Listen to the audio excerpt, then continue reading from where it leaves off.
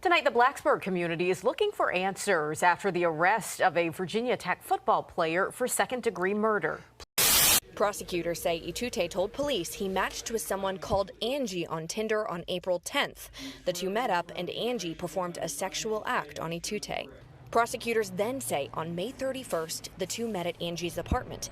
And that's when Itute discovered Angie was not a woman, but the victim, 40-year-old Jerry Smith. Today's video is probably the craziest story I've ever told on my channel. What would you do if you just spent the night with a woman and then the next day you found out that that woman was actually a man? Would you be able to keep your composure, or would you snap and lose control? Well, the subject of today's video did the latter. A former Virginia Tech football player faces second-degree murder charges for allegedly killing a sexual partner he met on the dating app Tinder after learning the person had been born male. Ismimen David Itute, age 18 of Virginia Beach, told police he had matched with someone named Angie on Tinder. On April 10th, he visited the victim's apartment in Blacksburg, Virginia for oral sex. He returned to the apartment on May 31st to engage in sex, only to discover that Angie was Jerry Paul Smith, a 40-year-old restaurant worker whose family identified him as an out gay man.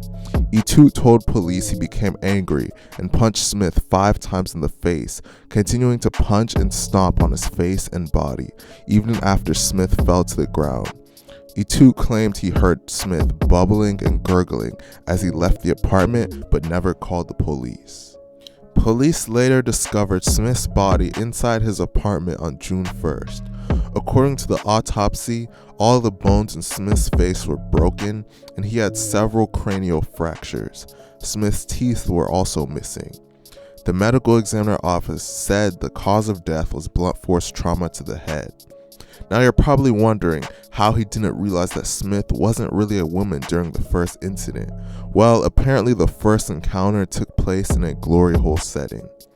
His defense lawyer, James Turk, argued in court that there were extenuating circumstances that led to the altercation between his client and Smith, claiming Smith had solicited the 18-year-old for sex and that Itute did not know Smith was a man during their first sexual encounter.